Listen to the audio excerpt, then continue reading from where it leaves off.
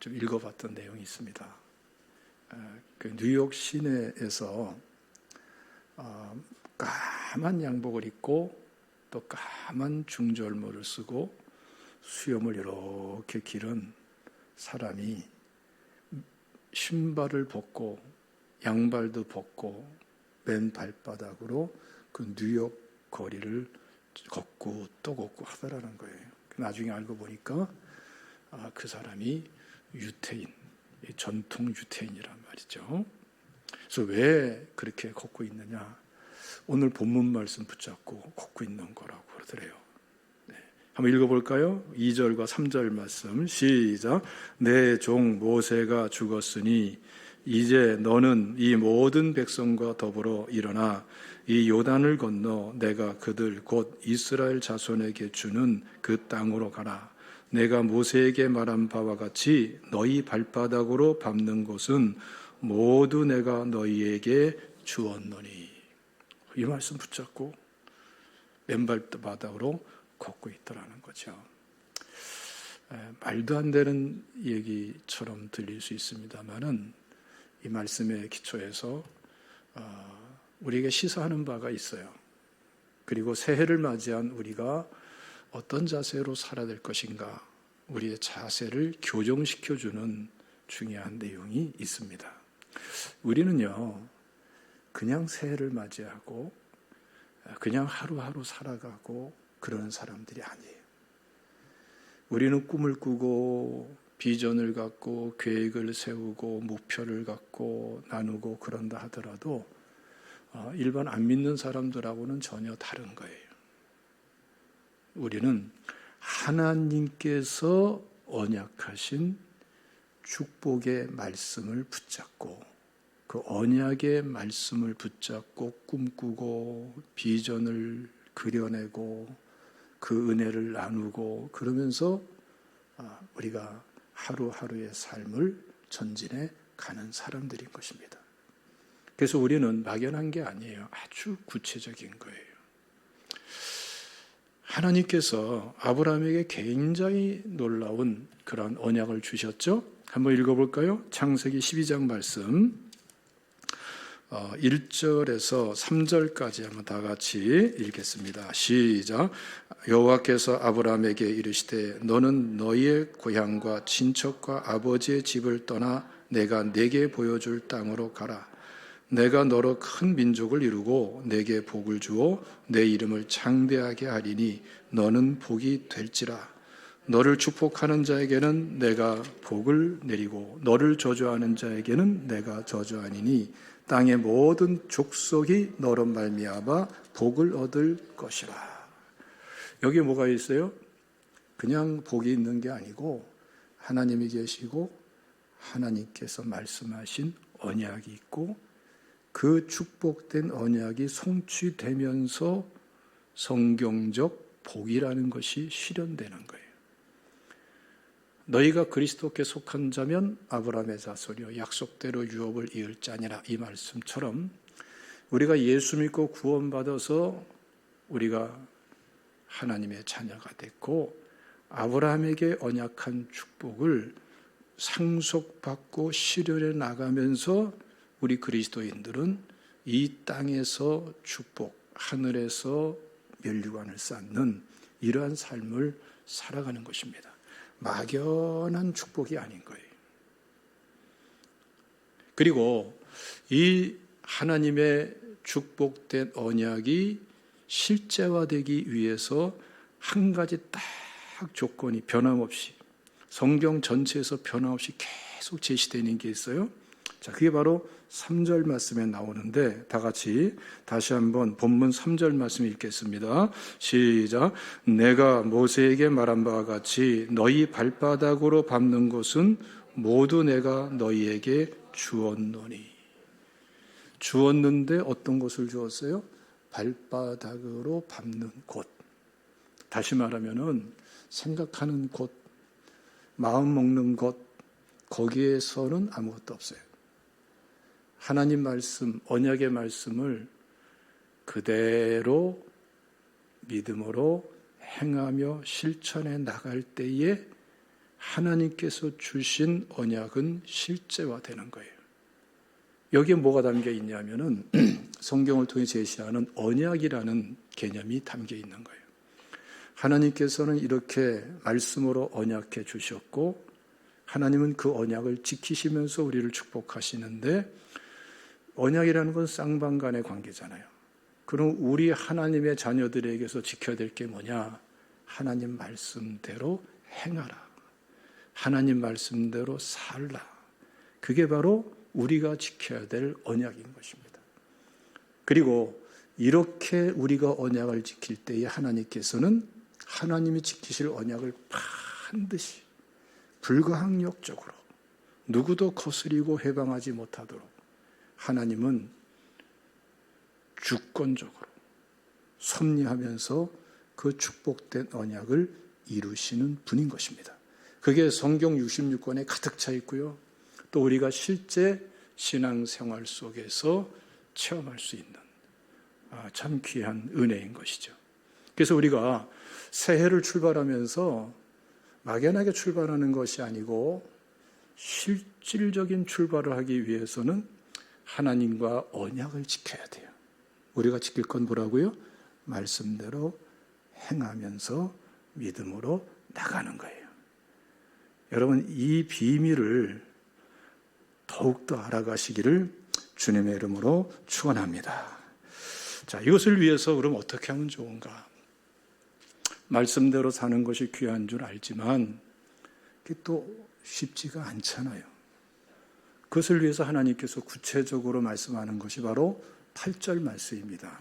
8절 말씀 보면은 이 율법책을 내 입에서 떠나지 말게 하며 라고 먼저 말씀하죠. 원문도 이 순서대로 돼 있어요. 첫 번째 해야 될 게 뭐예요? 하나님 말씀이 입에서 떠나지 말게 하라. 그래야지 말씀대로 살 수가 있어요. 기억한 말씀도 중요하고 암송한 말씀도 중요하고 은혜 받은 말씀도 중요하고 다 중요한데 오늘 하루를 살면서 그 말씀이 내 입에서 떠나지 않도록 그걸 뭘 말하는 거예요? 자꾸 말씀을 읽으라는 거예요. 소가 음식을 계속해서 씹고 반추하면서 정말 자기에게 유익하도록 잘 이렇게 분해시키고 해가지고서 양분으로 취하잖아요. 소가 뭐 먹어요? 풀만 먹어요. 풀만. 근데 풀만 먹어도 소가 몇 킬로? 보통 350kg, 400kg. 여러분들 말씀만 반추하면서 씻고 하면은 여러분들의 몸무게가 몇 킬로? 300kg, 50kg에서 400kg. 예를 들면은 풍성하게 넘치도록 차고 넘치도록 하나님께서 은혜를 부어 주시는 거예요. 그래서 여러분 올해에 출발할 때에 딱 먼저 하나 시작하세요. 말씀을 계속해서 밤이고 낮이고 입으로 읽고 암송하고 또 암송한 것은 또 끄집어내서 읽고 암송해서 저장해 놓고 있지 말고 끄집어내서 반추하는 게 중요해요. 자꾸 반추하는 거. 그게 중요합니다. 그래서 가능만 하다면 노력을 해보세요. 세상을 만나는 것보다 하나님을 만나는 시간. 세상의 소리를 듣는 것보다 하나님의 말씀을 듣는 시간. 이게 조금이라도 더 많아지도록 한다면은 우리는 어느새 변화되고 있고 말씀을 청종하는 삶으로 나아가고 있는 우리 자신을 발견할 수 있을 거예요. 그래서 말씀으로 생각을 변화시켜야 돼요. 저는 내 책상 앞에 써놨습니다. 생각을 말씀으로 변화시켜라. 네? 마음도 우리 마음이 뭐예요? 만물보다 부패한 것이 인간의 마음이라 그랬는데 그 마음이 뭐 대단한 것처럼 그것 때문에 울고 웃고 별일이 다 일어나잖아요. 마음도 말씀으로 변화시켜야 될 대상인 줄로 믿습니다. 언어도 말씀으로 변화시키고 손과 발, 행동도 말씀으로 변화시킬 수 있다면 여기에 큰 은혜가 있는 거예요. 그래야 새해가 축복된 새해가 되는 거예요.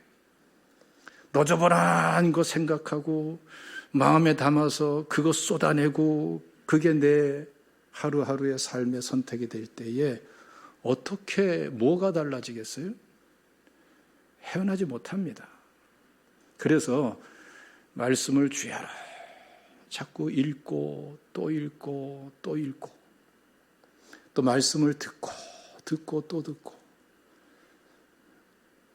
가장 많이 보는 게 뭐죠? 휴대폰이죠. 근데 휴대폰 속에서 뭘 보느냐가 진짜 중요한 거예요. 휴대폰을 보더라도 말씀을 읽고 또 읽고 입으로 읊조리고 이러한 노력을 한다면은 이 한 해는 달라질 거예요.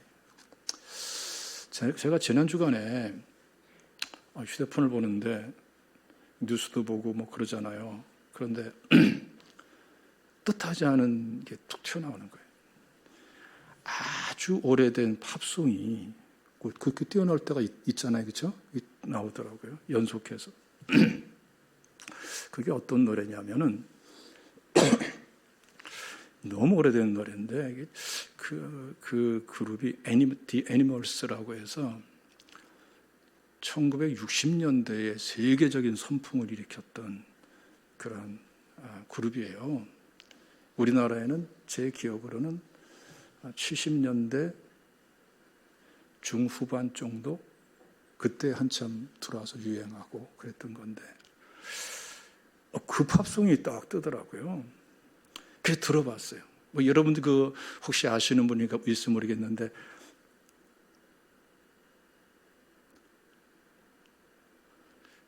빰빰빰빰빰빰빰빰빰 Unload, please don't let me be misunderstood 이런 노래가 있어요. 기억나요? 이거 기억하시는 분들은 좀 연식이 오래되신 분들. 그거 하도 그때 유행했던 거고 수십 년 동안 안 들었는데 그걸 몇 번 듣고 나니까 말이죠. 양치질하면서 Unload, please don't let me be misunderstood 이게 나오는 거야. 아니 성령으로 충만해야 될 사람이 기도가 나와야 될 사람이 찬송이 나와야 될 사람이 올로드가 자꾸 나온다니까요. 예? 그게 뭐냐? 그게 사람이에요. 세상 없는 사람도 자기가 만나고 접하는 것이 튀어나오게 돼 있고요. 어느새 자기 한 일부분이 되게 돼 있어요. 전혀 우리가 세상과 등질 수는 없지만 어느 쪽에서 끌어가느냐는 선택해야 돼요. 그래서 오늘 말씀에 말씀을 주야로 자꾸 읽고 또 읽고 또 읽어라. 그럴 때에 그 말씀은 어떻게 됩니까? 말씀을 묵상할 수 있는 사람이 되는 거예요. 그래서 여러분 우리가 하나님 말씀을 묵상한다 할 때에 실수하면 안 돼요. 흔히 범하는 실수가 뭐냐 하면은 말씀만 자꾸 되뇌요. 말씀만. 그게 아닙니다. 말씀을 묵상하려면은 당연히 하나님과의 관계 속에서 묵상해야 되는데 하나님과의 관계에서 묵상하는 게 아니고요. 삶의 실제와의 관계에서 묵상해야 되는 거예요. 그러니까 여러분들 뭐 슬픈 일이 있습니까? 그러면 그 슬픈 일 속에 말씀을 가지고 가야 돼요. 기쁜 일이 있습니까? 그 기쁜 일 속에 말씀을 가지고 가서 그 기쁜 일 속에서 말씀을 묵상해야 돼요. 관련된 말씀, 직접 관련됐든 간접 관련됐든 그 현장에 거기서 말씀을 묵상해야 되는 거예요. 하나님 우리에게 주신 삶은 우연하게 주신 게 아니고 막연하게 주신 게 아니에요. 아주 까다롭고 중요한 일이 있습니까? 바로 거기에서 말씀을 읽고 또 읊조리고 또 반추하면서 말씀을 묵상해야 돼요. 이거를 굉장히 중요합니다. 그러면은 하나님 말씀이 우리에게 굉장히 다양한 방식으로 와 닿게 됩니다. 어떤 때는 기쁨으로, 어떤 때는 탄식으로, 어떤 때는 깜짝 놀라는, 정말 무릎을 치면서 새삼스럽게 놀라는, 탄식하는 굉장히 다양한 은혜가 우리에게 주어지게 돼요. 오늘부터 해보시기 바랍니다. 생활 따로, 말씀 따로 하지 말고 하나님 말씀을 여러분들의 생활 속에, 중요한 현장 속에 가져가시고 거기에서 말씀을 읽고 또 읽고 그러면서 묵상하셔야 돼요. 그런 말씀은 새로운 은혜로 주어지게 되는 것입니다. 여기서 말씀을 묵상하라, 주야로 묵상하라 할 때에 이 묵상이라는 말이 참 의미가 있는 말입니다. 하가라는 말인데 성경에 보면은 이 용례가 특이한 용례들이 나와요. 그 중에 제가 한 가지를 딱 꼽는다면은 이사야서 31장 4절 말씀이에요. 한번 읽어보겠습니다. 이사야서 31장 4절 말씀 시작. 여호와께서 이같이 내게 이르시되 큰 사자나 젊은 사자가 자기의 먹이를 움키고 으르렁거릴 때에 그것을 치려고 여러 목자를 불러왔다 할지라도 그것이 그들의 소리로 말미암아 놀라지 아니할 것이요 그들이 떠들므로 말미암아 굴복하지 아니할 것이라. 이와 같이 나 만군의 여호와가 강림하여 시온산과 그 언덕에서 싸울 것이라. 사자의 비유를 드는 거예요. 사자가, 아주 큰 사자나 젊은 사자가 자기의 먹이를 딱 잡아서 꽉 움켜쥐고 있는 거죠. 뭐 노루나 뭐 이런 것도 있을 수 있고, 지금 목자에 대해서 말하니까 아주 목자들이 아끼는 양일 수가 있어요. 예? 팍 움켜쥐고서 그거를 잡아서 먹으려고 그러는데 하이에나나 이런 것들이 달려든다든지, 심지어는 목자들이 떼를 지어가지고서 사자를 쫓으려고 막 소리치면서 막더기 휘둘리면서 위협 주고 그렇게 한다 하더라도 사자는 어떻게 한다고요? 그 먹이를 쉽게 놓지 않아요. 그 먹이를 끝까지 꽉 움켜쥐고 어떻게 반응합니까?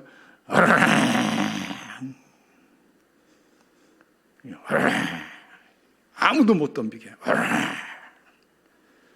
사자가 표하는 게 참 특이하잖아요. 아랫배서부터 그냥 그런데 먹이를 잡을 때 오죽하겠어요. 그냥 위협하면서 다 쫓아버린단 말이죠. 그러면서 그 먹이를 빼앗기느냐? 안 뺏긴단 말이에요. 안 뺏긴단 말이에요. 그리고 이러한 사자의 모습을, 태도를, 그 반응을 비유해서 누굴 비유합니까? 하나님 자신을 비유하고 있어요. 하나님께서 사자와 같이 하신다는 거예요. 그러니까 지금 사자는 삶의 현장이 뭡니까? 지금 굶어 죽느냐 먹느냐, 이 먹이를 먹고 배를 채우고 생존하느냐, 아니면 이걸 놓쳐버리고 그냥 쫄쫄 굶어야 되느냐, 이런 갈림길에서 먹이를 잡아서 움켜쥐고 있는데 막 그냥 회방꾼들이 있고 막 그냥 막 쫓아내려고 그러고 막 그러니까 이 사자는 거리면서 절대로 이 먹이를 뺏기지 않단 말이에요. 여기서 으르렁거린다는 게 바로 오늘 본문에 말씀하는 묵상이라는 말이에요. 묵상. 똑같은 단어를 사용하고 있습니다. 그래서 우리가 어떠한 삶을 살아야 되느냐? 우리의 삶에 여러 가지 일들이, 난해한 일들이 있지만 그때에 우리는 어떻게 됩니까? 사자는 자기의 먹이를 움켜쥐고 있지만 우리는 삶의 현장에서 취해야 되고 성취해야 되고 성공해서 이루어내야 되고 감당해야 되고 돌파해내야 될 이 과제가 있는데 이거를 우리가 놓지 않고 취할 줄 알고 취해야지만 사는데 이때 우리 속에 우리 가운데 뭐가 필요해요? 말씀이 필요하다, 이 말씀이. 그래서 내게 닥쳐 있는 내 현실이 되어 있는 그 현장 속에서 말씀을 묵상할 때에 그 묵상은 단순하게 문자로 끝나는 것이 아니라 우리 속에서 어떤 현상이 일어납니까? 막 으르렁거리는 현상이 일어나는 거예요. 예?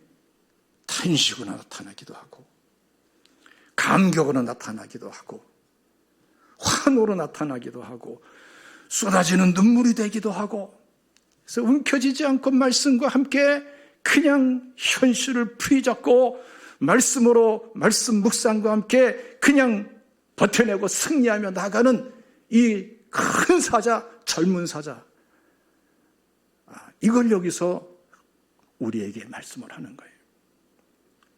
우린 이렇게 살아야 되는 거예요. 그런데 이때 하나님은 어떻게 하십니까? 하나님은 세상 이것이 아니고 우리를 귀히 여기시고 우리를 구원하시고 우리를 취하시고 사자가 지켜내야 될 것이 먹잇감이라면 하나님께서 보호하시고 지켜하시고 축복하시고 책임져야 될 것은 우리가 하나님 말씀 붙잡고 우리의 삶의 현장에서 으르렁거리듯이 묵상할 때에 하나님께서는 우리를 붙잡고 큰 사자, 젊은 사자처럼 우리를 붙잡고 하나님의 묵상이 시작되는데 하나님의 탄식과 감격과 환희가 우리를 붙잡고 이루어지면서 그러면서 어떻게 됩니까? 보세요. 이렇게 표현하잖아요. 이와 같이 사자가 그렇듯이 이와 같이 만군의 여호와가 강림하여 시온산과 그 언덕에서 싸울 것이라. 싸워서 승리해 주시는 분은 하나님이 되어 주신다. 이걸 말씀하는 거예요.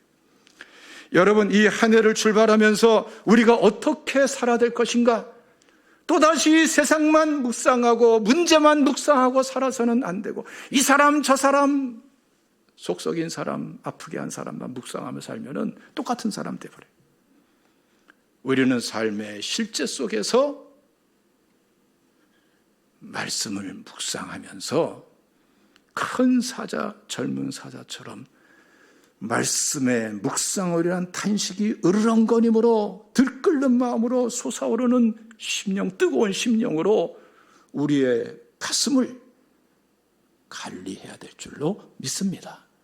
이것이 새해를 열어가고 하나님의 언약이 2023년도에 축복이 될 수 있는 그것을 위해서 하나님께서 제시하시는 성경 전체에 일관되게 제시하고 있는 하나님의 축복의 방법이요 승리케 하시는 방법인 거예요. 그래서 여러분 시편 1편 말씀 보면은 참 중요한 말씀이 있죠. 똑같은 단어가 나와요. 똑같은 단어. 시편 1편 2절과 3절 말씀 다 같이 읽습니다. 시작. 오직 여호와의 율법을 즐거워하여 그의 율법을 주야로 묵상하는 자로다. 그는 시냇가에 심은 나무가 철을 따라 열매를 맺으며 그 잎사귀가 마르지 아니한 같으니 그가 하는 모든 일이 다 형통하리로다. 묵상 똑같은 말이 똑같은 단어. 하가 똑같은 단어. 여러분 올해는 정말 말씀을 입에다가 달고 사시기를 밤이고 낮이고 말씀을 읽고 소리내서 읽고 또 읽고 또 읽고 하면서 내 삶의 모든 현장이 말씀 가지고 으르렁거리는 이러한 현장이 되도록 여러분들의 현장을 말씀 묵상의 현장으로 으르렁거림의 현장으로 바꿔가시기를 주님의 이름으로 축원합니다. 할렐루야. 이럴 적에 하나님은 어떻게 하십니까? 하나님이 하실 일을 그때부터 하시는 거예요.